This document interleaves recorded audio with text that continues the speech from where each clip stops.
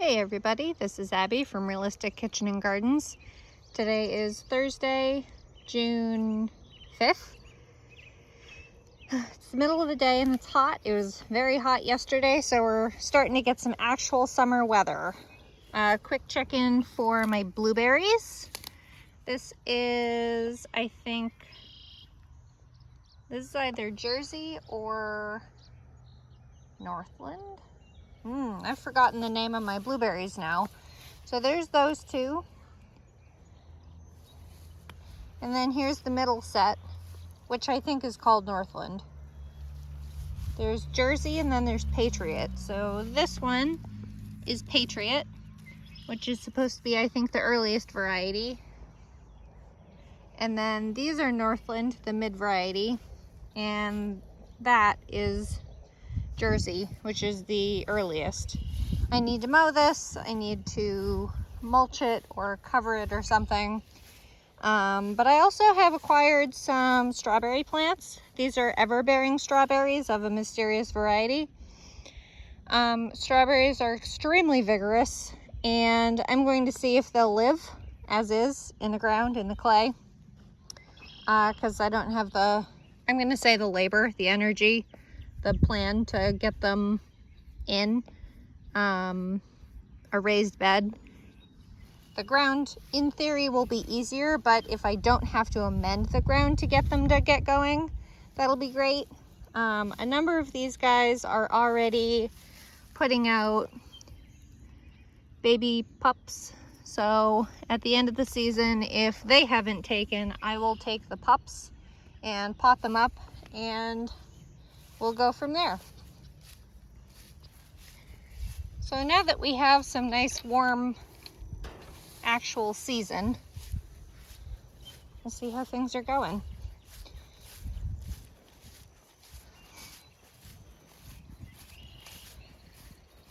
There's plenty of birds out in the garden. It's been so great to have them. We've had a lot of progress since last week. I'm gonna go quick because it's so hot out, but we've had a lot of nice progress. The nasturtiums are starting to take off. Gleam mixed nasturtium, which are a vining 5-foot variety. The colors are mixed. I don't know what colors they are off the top of my head, but it's a specific mix that is supposed to get 5 feet tall. Dark opal purple basil, very hardy, nice and resistant. Here's Bartelli cherry tomato. The only indeterminate tomatoes I grow as a cherry tomato already have some fruit on them. And then the rest are determinates.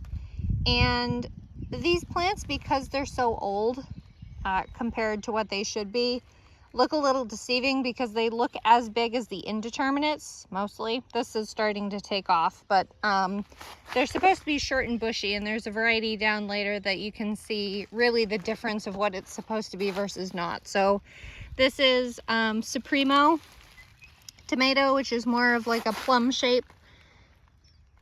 I think this is supposed to be a sauce type, which just means they're not quite as juicy as a slicer type. But all of these were seeded, March 3rd and transplanted out earlier in May. So they're doing pretty good.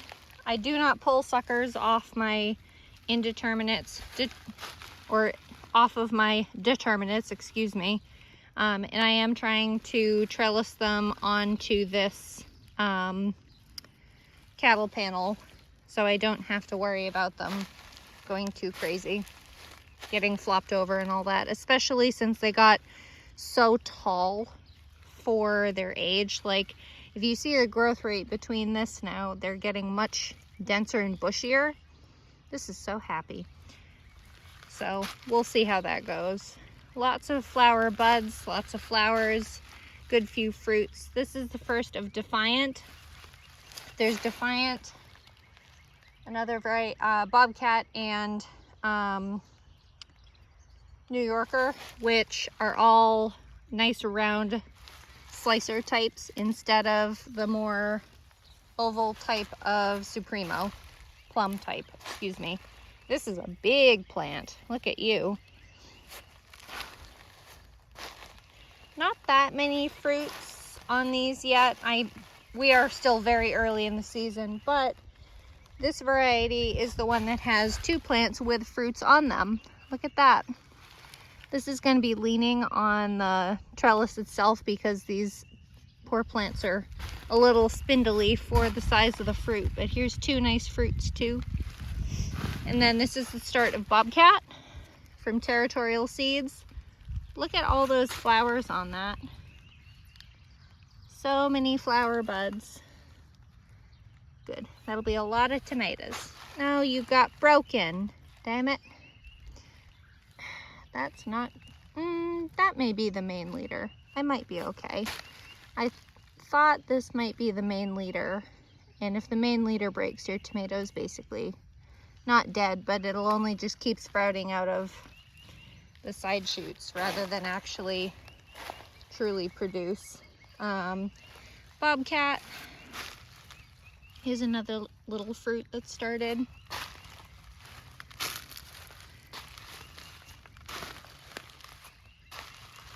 And then here is New Yorker. The basil's looking a lot better now too, now that they're in the ground, consistent moisture, all that. But New Yorker, this is the only plant that was started on March 3rd. The others are March 29th because my germination was so crappy on only this variety. And there were originally 2, but the other one snapped right down at the ground. So that one was a goner. So there's only 6 of these guys instead of 7. But we're already getting a little fruit on it. These are the size that the plants are supposed to be. So these are only maybe a foot to 18 inches tall now. They're nice and bushy, compact, pretty thick, strong stem compared to. But yeah, this was what my plants were like last year when I planted them correctly. So I certainly will not start them as early as I did this year. I still had pregnancy brain / newly born baby brain in March because I gave birth in December, early December. So, you know, not quite all the way there yet. Bolero Nantes, carrots. These are a tried and true. They should be about ready to pull. There's one really nice one I want to show y'all and pull on camera for you, but the tops are starting to come up out of the ground, like that one. You can see the top coming up, pushing the soil out of the way of what is called a shoulder. That's probably a Queen Anne's lace, not a carrot. Well, that's kind of an oxymoron. Queen Anne's lace is wild carrot, but it's not my cultivated carrot. So, whoops, I missed one here. But let me pull this one. This one's really nice looking. I usually pull after rain. Oh, we hit a rock in the ground, but that's pretty good. There we go, we focused. I usually give the carrot tops to my chickens, but I know you can make like pestos and sauces and things out of them, but that's not my cup of tea. And then Conserver Shallot is getting nice and big. These were seeded in January and transplanted out in March, right before I seeded out the carrots. So they'll start bulbing a little bit. They're not big bulbing types like true bulb onions, but they'll get a little pudge on them. God, I need to mow. Please excuse the chaos. It just hasn't gotten done. As usual, it's a real garden, right? Not one for Instagram and all that crap. Carrot pointer, Carla Rosa, red potato. Supposed to be the earliest. Red skin, gold flesh, decent storage qualities, but this is the farthest behind variety I have. And then there's Eva, gold potato. These have been coming along nicely, and they almost have like a ruffly type flower to them rather than the spread out star shaped flower. And well, they're supposed to look like that. So I was just gonna say, I don't know if it's because of when I happen to catch the flower or if it's them specifically, but apparently it's when I happen to catch the flower. And I have been informed kindly by one of my people that follow along here, when potatoes are flowering, they are putting on tubers. So yay. And then last variety is Caribou Russet potato. Hello, are you a squash bug? I forget what they look like. That looks like a stink bug to me, but I don't know. All of my potatoes are showing signs of flea beetle damage, little pinholes in them. I can't say I've ever seen that being detrimental to them. Squash bugs are, though. They suck sap out of the plants. I kind of want to test out something this year with my potatoes. Allegedly, some garlic growers in, I think it's Canada, cut the tops of the potatoes once they finish, I assume, flowering. I need to watch the video again, because these certainly have stopped. A lot of them have finished flowering. You only see the stalks because they didn't get pollinated. My tomatoes weren't open yet, so they didn't have anything to cross-pollinate with. So I'll have to try that to see if cutting the tops helps them cure faster or be ready to harvest faster. Brilliant celeriac, this end one looks atrocious for some reason. And then sorbet mix viola. I've loved these. This is the orange one, and this is their second big flowering fest. I finally ended up cutting or removing all of the seed pods so that they would flower again, and they certainly have come back with a vengeance. I mean, they're lovely. Plain white one, purpley pink and white. The celeriac looks like it's coming decently. I don't have enough oyas to put celeriac in, or I don't have enough oyas to put in with the celeriac. I would love to, but I just don't have them. Lupine, Russell mixed lupine. They're a perennial flowering thing that looks similar to delphinium. This is my first batch of them successfully getting to the ground. I grew them last year, or I seeded them last year, but they didn't make it in the ground. So we'll see how these guys do. And then Tango stock celery. This is my also first attempt at doing actual stock celery. So I have the oyas in here. See if I can catch a reflection of water. There is water in there. I just can't catch the reflection for y'all. Well, anyway, there's water in there, and it seeps out from the unglazed section of this pot and keeps the soil nice and moist more evenly. So I have them between here. There's a dozen Tango plants, and we'll see. We'll see how that goes. Celery freezes pretty decently, all things considered. And then we have all the peppers. I'll try to be pretty quick with these. The first two are early jalapeno. All of these were started March 3rd. And then I also have red burgundy okra coming up. That's a viola, but that's okra. So the pattern is pepper with either basil or red salvia in between, and then between those two plants is an okra, and then it continues on. So this one is the one and only sweet banana pepper I have, which just dropped a flower. It didn't drop a flower, it just finished flowering and has a fruit coming. Just coming. The red salvia, bonfire salvia, has finally really started looking like a salvia, like it's supposed to.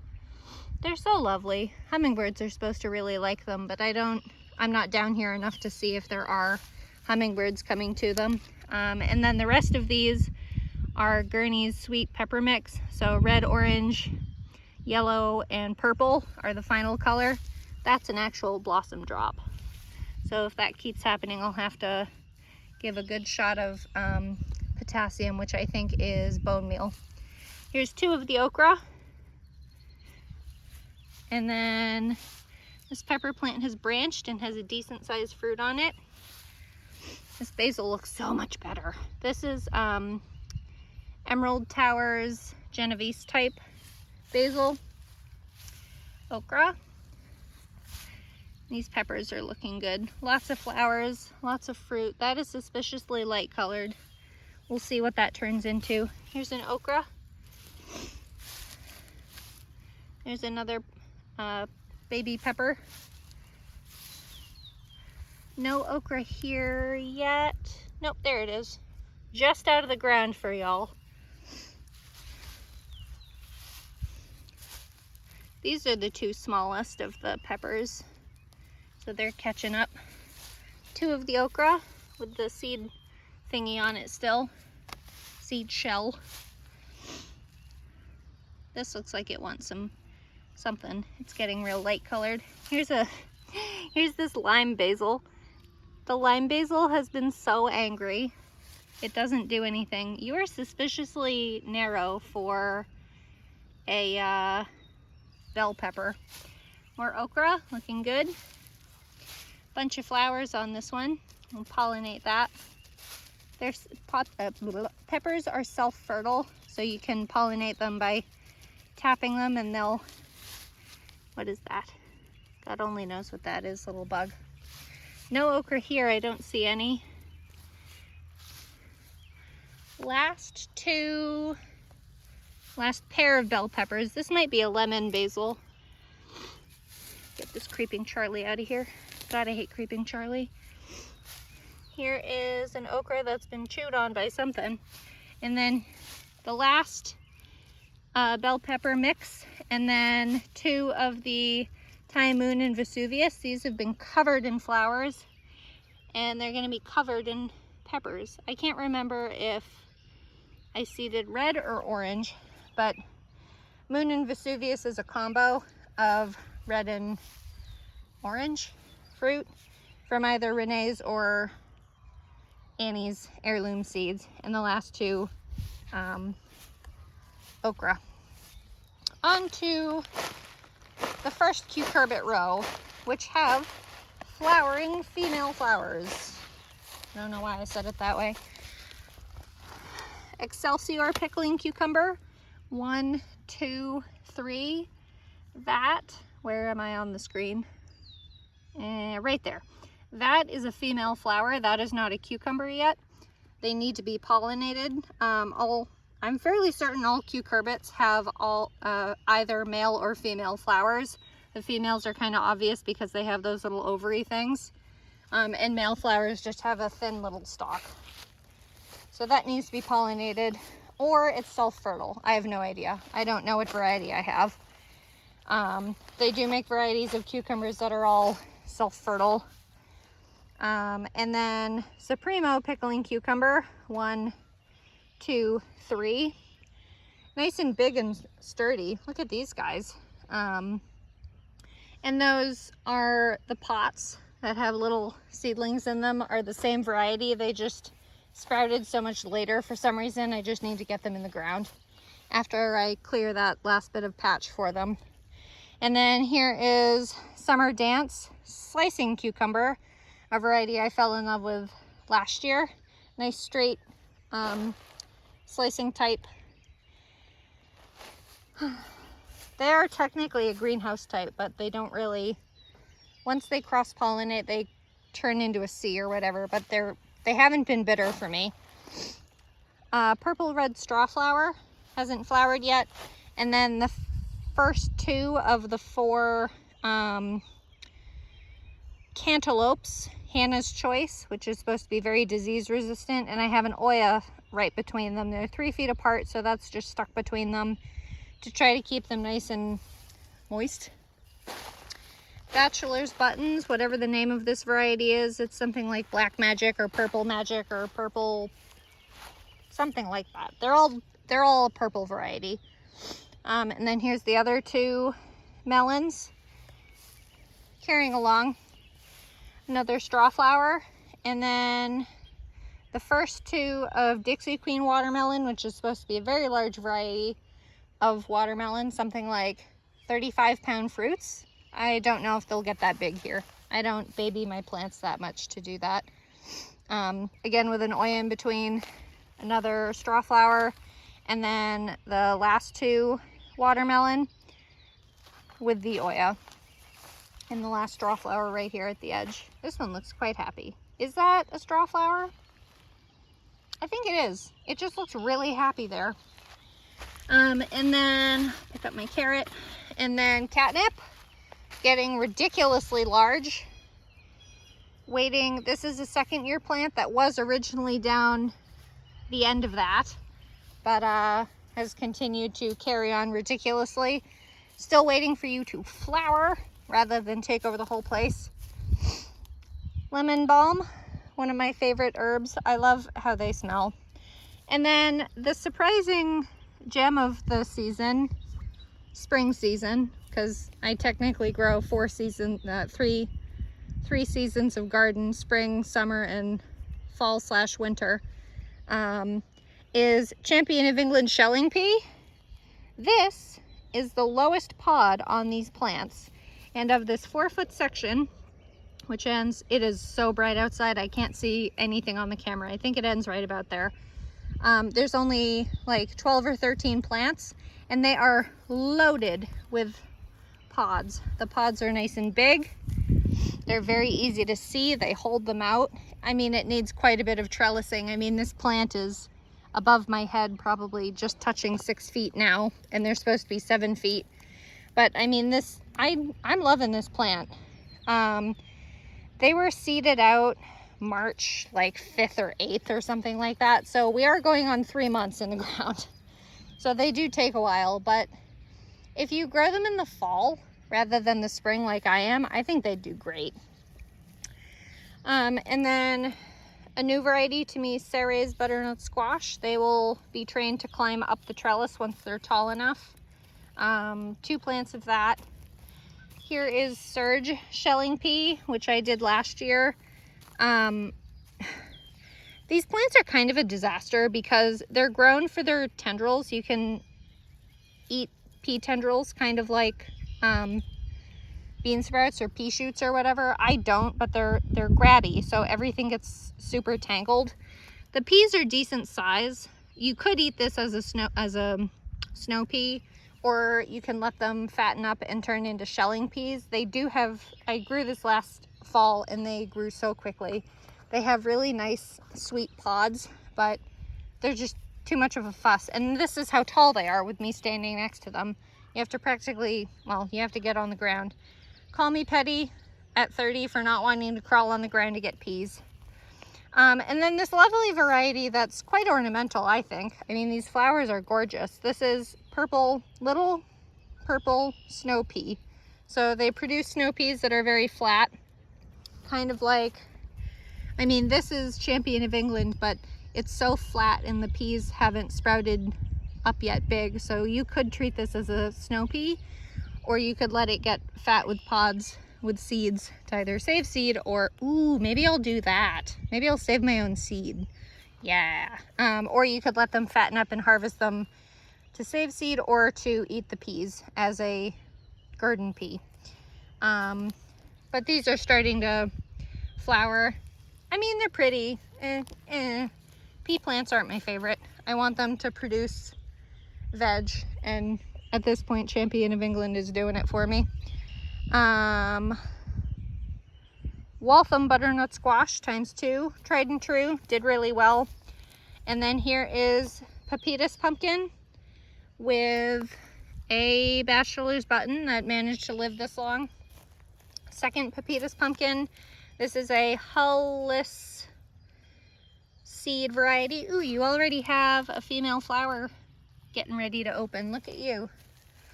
And then, oh, you have boy flowers already. Fascinating. I thought you were a very big plant. What are you doing? This is Styrian pumpkin, which is supposed to be like the equivalent of the granddaddy of the hull-less pumpkins. So Pepita type pumpkin. That's, I think, 1 plant, and this is 2 plants in one spot. So I should probably thin it, but I haven't yet. But you both have, whoops, male flowers. That one's done. I think that's 3, 4 flowers already open and closed. I don't know. Surprises all around. You're so close. Open for me. I bet you'll be open next week. I'm so excited. Bachelor's buttons. This is the section for the zucchini, which I have dawdled and not planted yet. Not my favorite vegetable. It grows fast though. I have a variety. I think it's black spineless, something spineless, but it flowers and it produces fruit like 45 days from seeding, so it grows fast. And then we have my little lavender patch. Everything's opening up. This variety does not seem to hold its buds very long. So if you wanted to grow lavender for lavender buds, I don't think this is it. So this is Provence, which is probably a tall French type variety.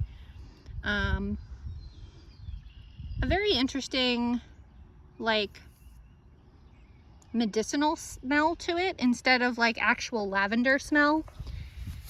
Hid Cote is certainly the type to grow if you want a nice strong lavender smell and to harvest for lavender buds. I think this is going on 3 weeks of the buds being available and not opening yet, or just barely opening. So there you go. Munstead lavender gave us probably a week to a week and a half of buds, and then it's opening. And then this is my elegance lavender that I grew from seed that has a bunch of little flowers but opened up pretty quickly, flowering its heart out. This is the first year, I mean, this plant was seeded January 13th. It's in the ground and producing flowers, so that's pretty good. I mean, lavender is allegedly perennial, but I've never had luck keeping it alive over winter. Same with rosemary. We just have harsh winters here.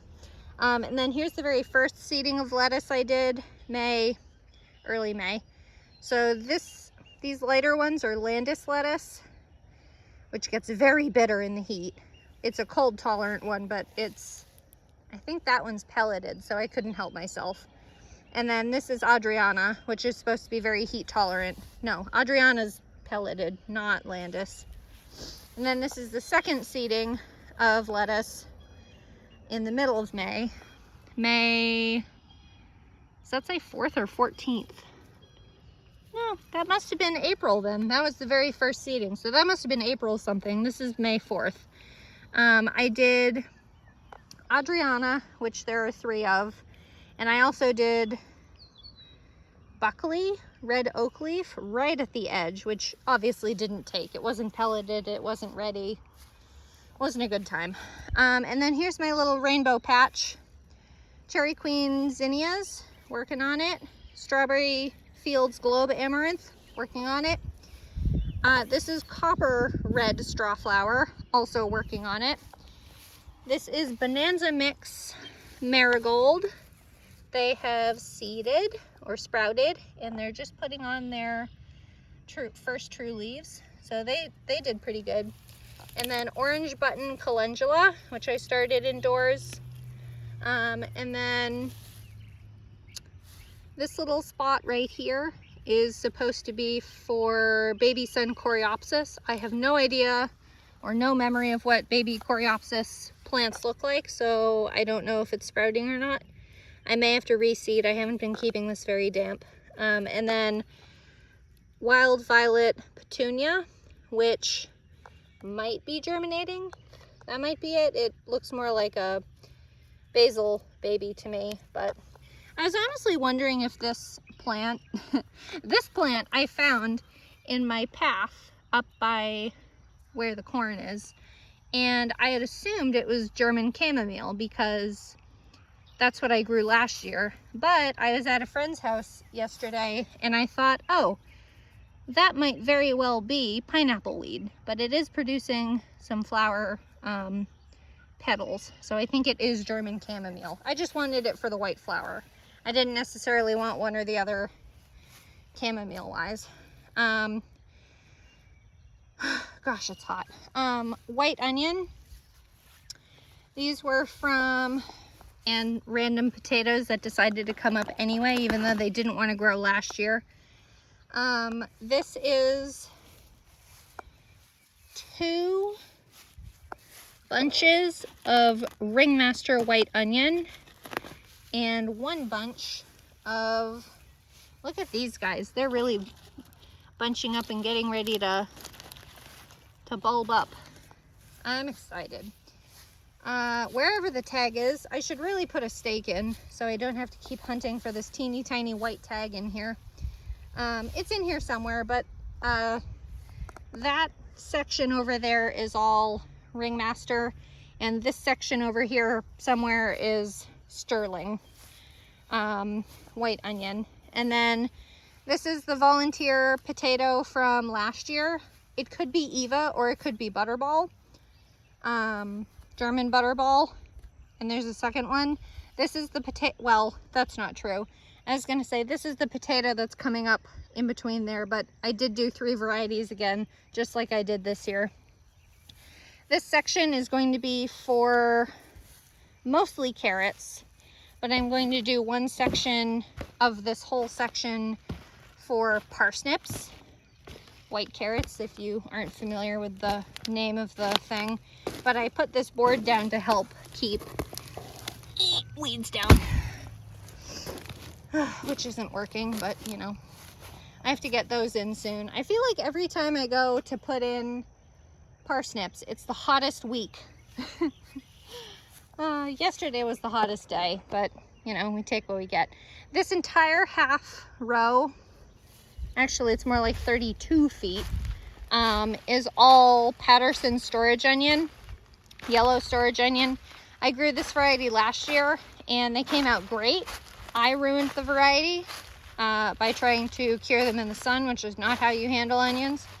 But they're starting to bulb up also. This little end patch where I pulled the fabric up is coming along nicely.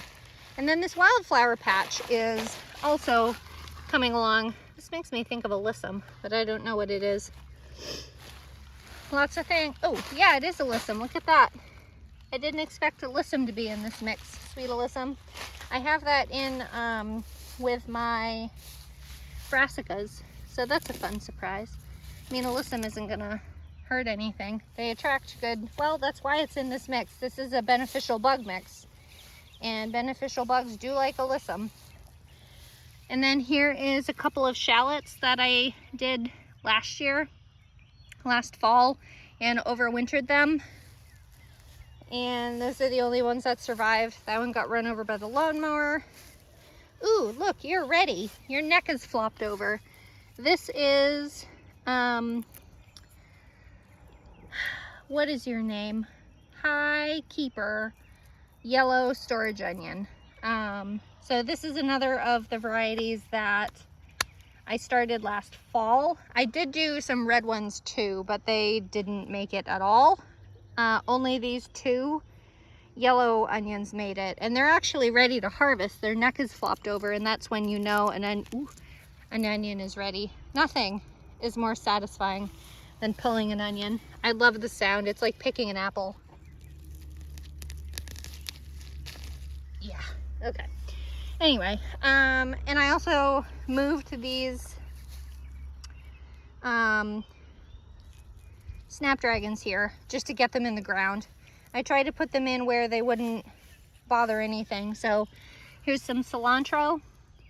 I think that's a type of poppy. And then there's a little more cilantro. I had found a dill in here last week, but God only knows where it is. And then all the garlic. This is the soft neck garlic, so that one is actually flopped over. It's a very small one, so I'm not expecting the others to do it yet. But the soft neck do not produce escape, and their necks will do the exact same thing. They'll flop over when they're ready. And then you wait 2 weeks, and then you harvest it. And then all the hardneck garlic, I actually came out and harvested the scapes of the ones that are ready. So this variety, whatever this is, I don't have them labeled out here. I have them labeled. But most of these are not ready yet. So this is a scape that's almost ready. It'll curl a little bit more. And you take that off, and then after you take the scape off, it's usually 3 to 4 weeks before the actual bulbs are ready. If you harvested the garlic now, you would just get something that looked kind of like a green onion, because the majority of the bulb development happens in the last month. So be patient. You can see where I broke off the scapes. I'm very happy with the garlic this year. I'm sure you can't see it, but the black plastic underneath this mesh has been doing very good for it. So I'm very happy with it. I'll do it again next year. Ooh, look, a double. How did I miss that? I may make the holes a little bit bigger for next year's garlic, which will go in October. And then I have beans. Look at all my pole beans. They are up. Here's Coral Fountain Amaranth, an ornamental variety of amaranth that just has pretty like tassels. And then here is Carminat pole bean, which I know gets to either 6 or 8 feet tall, I forget. So these poles in here are half of the trellis that I'll have in, and I have a second piece that'll attach up here, and I'll put a zip tie on. You want to do strings horizontally every 2 feet tall. So once these guys get a little bigger, I'll put the first strand on, and they'll climb up vertically that way. And I am planning to have the trellis about 10 feet tall, so we'll see. But they germinated pretty good. I have been trying to plan my seeding a lot easier or more sensible this year, to seed right before a bunch of days of rain. So today would be a good day to do it because we're supposed to get like 3 or 4 days of rain. But both varieties of beans I'm planting are purple pod varieties because I'm sick of hunting for beans on a giant plant. So we'll see. Here's the break between the 2 varieties with another Coral Fountains Amaranth. And then here's the second variety, which is just simply called Purple Pod Pole Bean. Say that 10 times fast. These aren't, I don't think, quite as ornamental as those. Those look a lot more purple. Not that the plant matters, I care more about the bean itself. But these guys seem to be growing a little faster. I watered them last night and they look much better.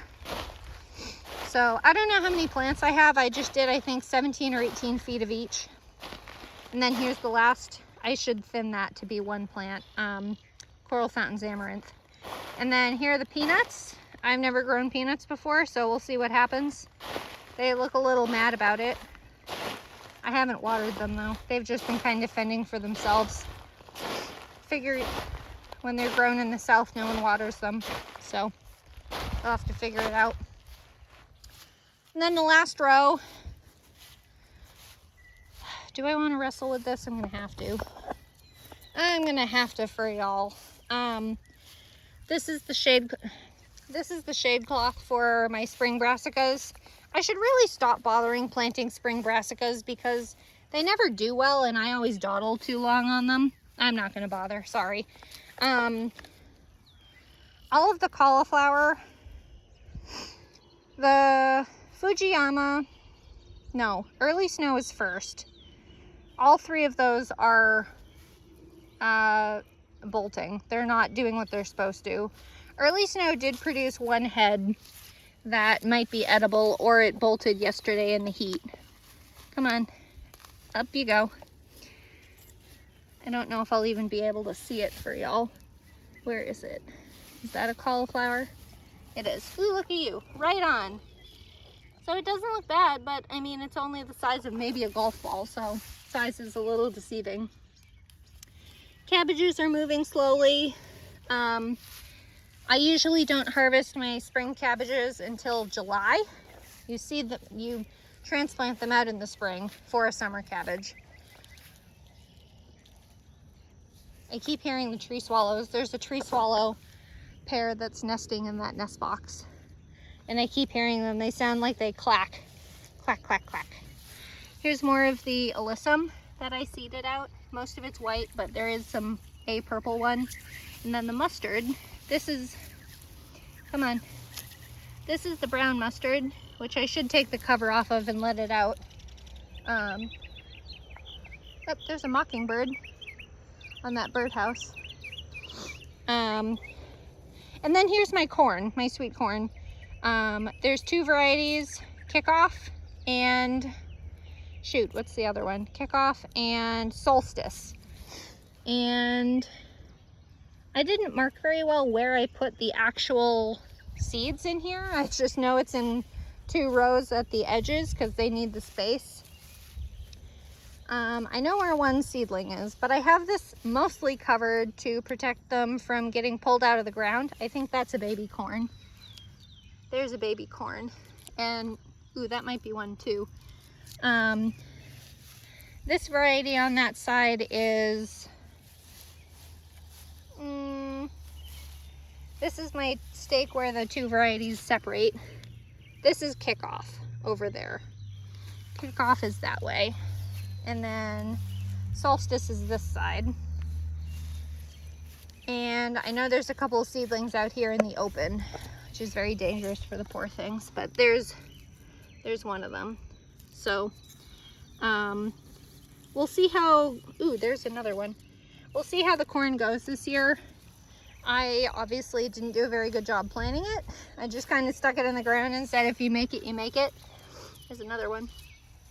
So that's about how my garden year has gone so far. But I'm pretty happy with what we got so far. I still need to put in a few flower seeds and the zucchini, and that's right about it. I mean, everything else, I just need to figure out where the hell I'm gonna put my fall batch of Champion of England, because it needs so much height. I have to have those vertical trellises. I think I'm going to start the seeds indoors, which I've never done for peas before. I think I'm going to start them indoors and then transplant them out at like a month old. Give them a chance, because they only germinate like, I don't know, up to 70 or something degrees. Peas don't usually like the heat, allegedly, so we'll have to see how that goes. But anyway, if you like this kind of stuff, please like, comment, and subscribe for more, and follow along my Facebook page, Realistic Kitchen and Gardens. And I'm gonna go in and have a popsicle because it's really hot. Okay, thanks, bye.